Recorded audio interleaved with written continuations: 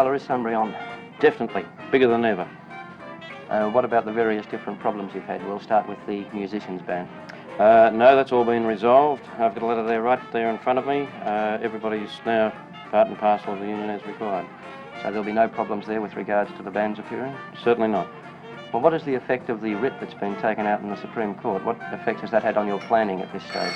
Well, none whatsoever. The situation there is that it's a writ to prevent people going on to neighbouring property, to stop them from causing fire problems on those properties, to stop them from dropping rubbish or leaving rubbish. That's the type of thing that it is.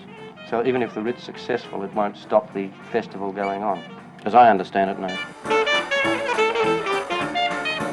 What provisions have you taken for things like fire safety? Well, we've taken all the recommendations of the Country Fire Authority, as we have done in previous years. In fact, they're greater this year. We have a very big radio link up with the police, with the CFA. We have the CFA in attendance. It wasn't a problem on the site, never really is a problem on the site, because we do have the means to be able to contain anything that should happen there. We also are able, I believe, to really contain anything that's outside the property, because we have helicopters on site which are available to the CFA. We have brigade units which are outside the perimeter of the festival, and I believe that they can get there faster than under normal conditions if there was no festival there. And what about the safety of the people who do go to the site? Last year there was one person killed and another person at least seriously injured. What precautions have you taken this year? Well, when you say killed, there had been somebody drowned in the river, which was most unfortunate. We take all the precautions we can. We have people patrolling the river. We have signs up which says, "Do not dive." It's like anywhere. You go down to the beach and somebody can dive off a shallow end of a pier, and you've got a problem. We have that sort of problem, but we try to overcome it. How are you trying to overcome it? What sort of police work are you doing to stop people injuring themselves? Well, we've got our own security personnel. There are police on site, and I think you can do no more than warn people of any dangers and advise them. If we see people taking unnecessary risks, our security people advise them not to do it. You can't do any more than that. Well, we've been very, very anxious to discover if there are any needs amongst young people and others that are here at the festival, especially those who find themselves up against life as they've chosen it for the weekend. And we have been conducting a regular visitation in the various parts of the festival site to make ourselves known to the patrons who are here, and then asking a deliberate, straight-out question: is there anything we can do to help? And is there anything you can do to help?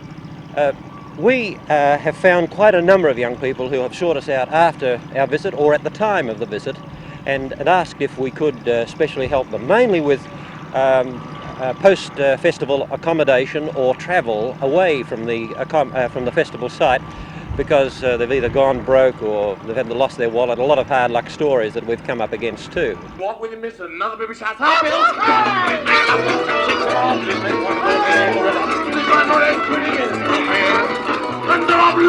You seem to have had a lot more problems this year than in the past. Do you think perhaps everyone's trying to stop Sunbury going on? No, I don't think everybody's trying to stop Sunbury going on at all. I think it's just one or two problems that have arisen, which I think they seem to be resolved. It's certainly not, I don't think everybody's against them, otherwise the people wouldn't go. How many people are you expecting? Who knows? With the groups that we've got on with Deep Purple and all our top Australian acts, I don't know. It's very hard to estimate. Certainly be bigger than other years. Well, how many can you cater for? Can you get too many? No, we're in a situation where we have our normal requirements there, but we also have the standby backup facilities to be able to cope with greater crowds. How big a crowd could you cope with? Oh, well, I don't know. It just depends. As we go along, we'd have to look at the situation as it arose on the day.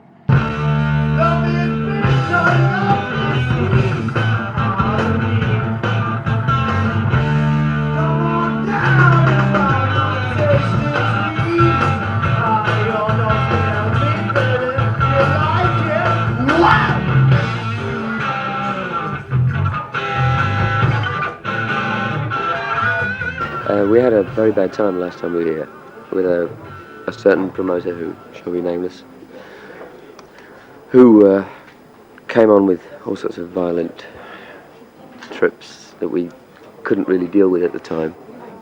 And it left a nasty taste in our mouths. Although the actual concerts themselves weren't that bad at all. We enjoyed the concert situation. What sort of experience did you have? Well, the guy was a fool who had no basic concept of dealing with human beings. And in spite of what you may read, musicians are human beings.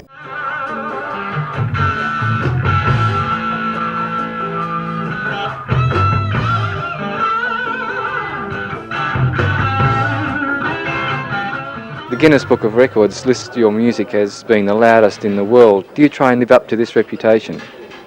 No, it's oh, I wish they hadn't printed that.